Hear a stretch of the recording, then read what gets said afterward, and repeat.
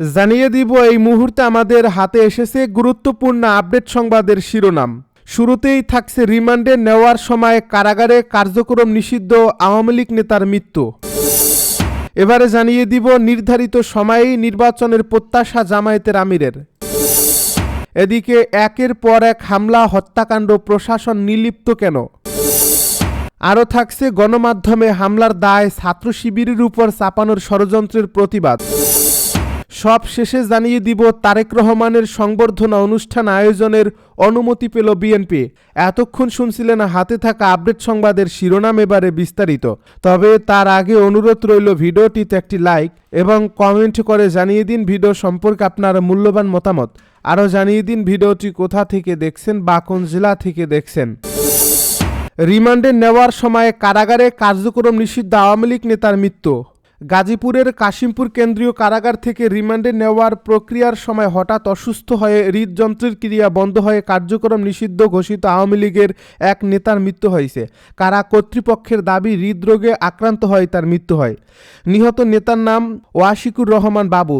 তিনি গোপালগঞ্জের টুঙ্গিপাড়া উপজেলার উত্তর বাঁশবাড়িয়া গ্রামের এনায়েতুর রহমানের ছেলে। রাজনৈতিকভাবে তিনি নিষিদ্ধ ছাত্রলীগের বাড্ডা থানা শাখার সাবেক সভাপতি ছিলেন এবং বাড্ডা থানা আওয়ামী লীগের যুব ও ক্রীড়া সম্পাদক হিসেবে দায়িত্ব পালন করছিলেন।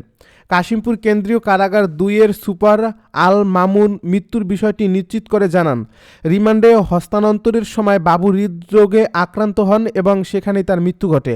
কারাগার সূত্র জানায়, গত 24 সেপ্টেম্বর রাজধানীর পান্থপথ এলাকায় ঝটিকা মিছিলের ঘটনায় সন্ত্রাস বিরোধী আইনের একটি মামলায় ওয়াশিকুর রহমান বাবুকে গ্রেপ্তার করা হয়। পরে 27 সেপ্টেম্বর তাকে কাশিমপুর কেন্দ্রীয় কারাগার 2-এ স্থানান্তর করা হয়। ওই মামলায় আদালত তার বিরুদ্ধে 3 দিনের রিমান্ড মঞ্জুর করেন। আদালতের নির্দেশে জিজ্ঞাসাবাদের জন্য রোববার বিকেলে পুলিশের একটি দল তাকে হেফাজতে নিতে কারাগারে আসে। কারাগারের নিয়ম অনুযায়ী হস্তান্তর প্রক্রিয়া চলাকালে ভর্তি শাখার অফিস কক্ষে তাকে একটি চেয়ারে বসানো হয়। এ সময় তিনি হঠাৎ অসুস্থ হয়ে চেয়ার থেকে ঢলে পড়ে যান। তাৎক্ষণিকভাবে তাকে গাজীপুরের শহীদ তাজউদ্দিন আহমেদ মেডিকেল কলেজ হাসপাতালে নেওয়া হলে জরুরি বিভাগে কর্তব্যরত চিকিৎসক তাকে মৃত ঘোষণা করেন। নির্ধারিত সময়েই নির্বাচনের প্রত্যাশা জামায়াতের আমিরের। ত্রয়োদশ জাতীয় সংসদ নির্বাচন আগামী বছরের ফেব্রুয়ারি মাসে নির্ধারিত সময়ই হোক, সেটা প্রত্যাশা করেন জামায়াত ইসলামীর আমির ডাক্তার শফিকুর রহমান। গতকাল ফজর নামাজের পর ঢাকা বিশ্ববিদ্যালয়ের কেন্দ্রীয় মসজিদের পাশে ইনকিলাব মঞ্চের মুখপাত্র শহীদ শরীফ ওসমান হাদির কবর জিয়ারত করতে গিয়ে তিনি সাংবাদিকদেরকে এই কথা জানান। জামায়াতের আমির বলেন, নির্বাচন ফেব্রুয়ারিতেই হোক, এ ব্যাপারে আমরা দৃঢ় আশাবাদী। এ লক্ষ্যে আমাদের পক্ষ থেকে সব ধরনের সহযোগিতা করে যাব।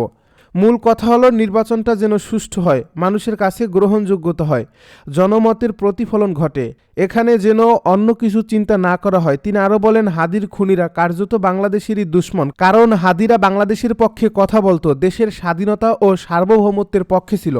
হাদিরা আপন সংস্কৃতির কথা বলতো, তাদের উচ্চারণ ছিল অপসংস্কৃতির বিরুদ্ধে। ডাক্তার শফিকুর রহমান বলেন, হাদিরা কোটি তরুণের প্রাণে দ্রোহের আগুন জ্বালিয়ে দিয়েছিল। এই দেশ, এই জাতি আমাদের। দেশ ও জাতির পাহারাদারদের দায়িত্ব আমাদের নিতে হবে। কোনো কালো চিলকে আমাদের ভাগ্যে ছো মারার সুযোগ আর দেব না। তিনি আরও বলেন, হাদি কারোর দিকে অন্যায়ের হাত বাড়ায়নি, কারোর ওপর জুলুম করেনি। হাদি সবসময় ইনসাফের কথা বলছে, এমনকি এটাও বলেছে, আমার শত্রুর প্রতিও বেইনসাফি করতে চাই না। হাদি অনেকের অন্তরে জায়গা করে নিয়েছিল। এ ভালোবাসাটি সম্ভবত কারোর জন্য সহ্য করা কঠিন হয়ে গিয়েছিল। এজন্য তারা ষড়যন্ত্র করে দুনিয়া থেকে তাকে সরিয়ে দিয়েছে। যারা বিপ্লবী তাদের খুন করে, বিপ্লবের চেতনাকে খুন করা যায় না, বরং সেই চেতনা আরও ছড়িয়ে পড়ে। তিনি বলেন, হাদির হত্যাকারীদের বিচারে সরকারের এখন পর্যন্ত যা করছে তাতে জনগণ সন্তুষ্ট নয়। অতি দ্রুত খুনিদের গ্রেপ্তার এবং আইনের আওতায় আনতে হবে। যদি খুনিরা পার পেয়ে যায় তাহলে আপনার আমার কারোর জীবনে নিরাপদ বলা যায় না। একের পর এক হামলা হত্যাকাণ্ড, প্রশাসন নির্লিপ্ত কেন? ওসমান হাদি হত্যাকাণ্ড কিংবা গণমাধ্যমের অফিসে হামলা অথবা ময়মনসিংহে হিন্দু যুবককে হত্যার ঘটনাগুলো সহ সম্প্রতি বেশ কয়েকটি ঘটনা প্রতিরোধ ও পরে ব্যবস্থা নেওয়ার ক্ষেত্রে প্রশাসনের সক্রিয়তার অভাব ছিল বলে অভিযোগ উঠেছে।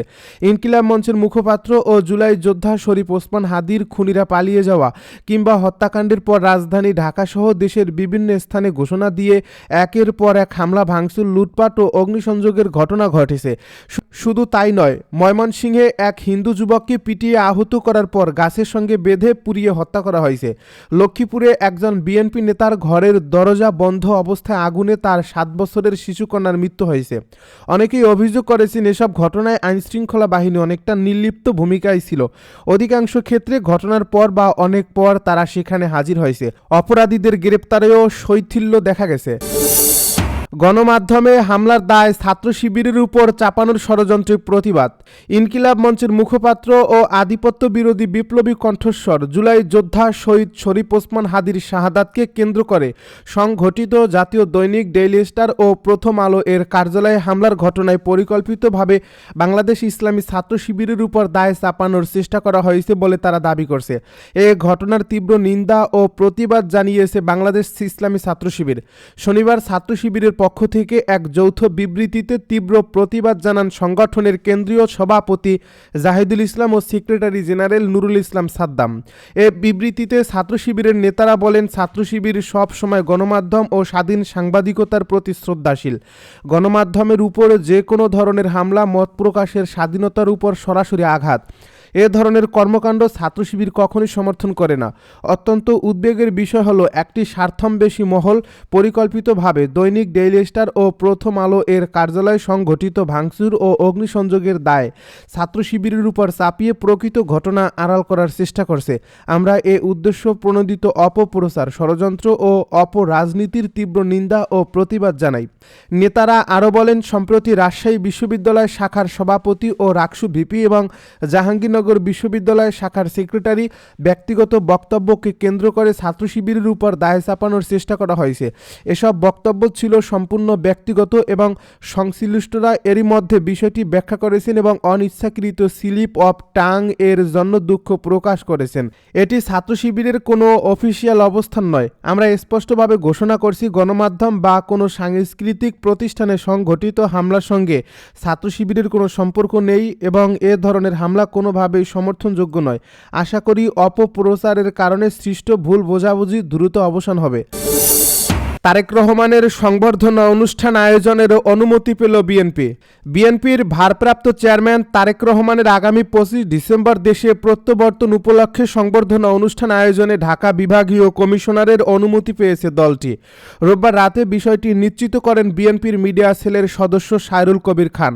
তিনি জানান, দলের ভারপ্রাপ্ত চেয়ারম্যান তারেক রহমানের ঐতিহাসিক স্বদেশ প্রত্যাবর্তন উপলক্ষে সংবর্ধনা অনুষ্ঠান আয়োজনের জন্য লিখিত অনুমতি পাওয়া গেছে।